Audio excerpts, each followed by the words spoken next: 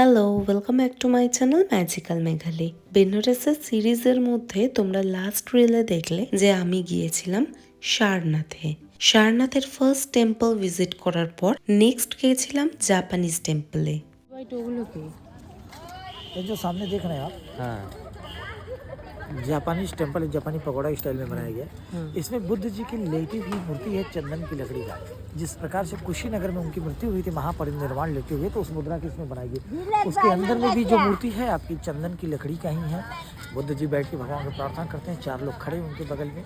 वो भी अंदर में दोनों तरफ मैडम देखेंगे ड्रम है, नगाड़ा नगाड़ा उसको डेली जब सुबह 7 बजे मंदिर खुलता है तब बजाते हैं, तब उसको बजाते हैं। उसमें मंत्र बोर्ड में लिखा हुआ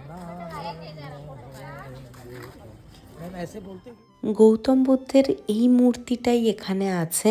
এই মন্দিরের ভিতরটা এতটা শান্ত আর বাইরেও লোকজন কম হওয়ার জন্য খুবই পিসফুল। সারনাথ থেকেই আমরা গিয়েছিলাম একটা শাড়ির কারখানায়।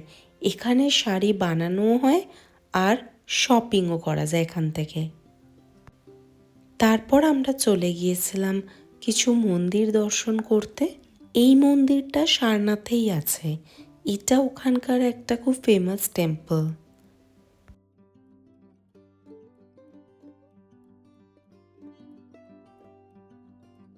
তারপর সারনাথ থেকে আমরা আবার রিটার্ন এলাম বেনারসে।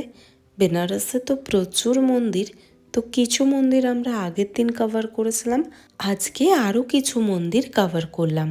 তোমরা দেখতে পাচ্ছ যে এই বেনারস বলো সারনাথ বলো, এখানকার রাস্তার দেওয়ালে খুব সুন্দর সুন্দর ছবি অঙ্কন করা আছে।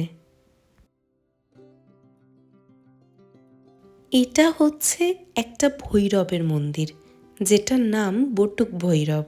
খুবই জাগ্রত এই মন্দিরটা।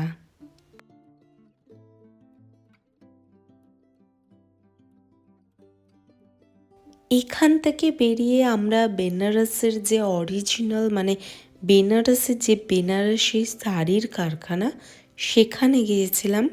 একটা বেশ অনেক বড় জায়গা জুড়ে প্রচুর শাড়ির দোকান। সেখান থেকে আমরা একটু শপিং করলাম, কিছু শাড়ি কিনলাম।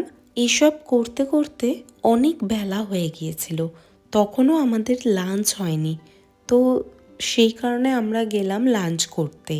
বেনারসেই আমরা লাঞ্চটা সারলাম। এখানে তো নিরামিষই সব খাবার, এখানে আমিষ নেই বললেই চলে। তারপর লাঞ্চ করে চললাম কাশী বিশ্বনাথের উদ্দেশ্যে।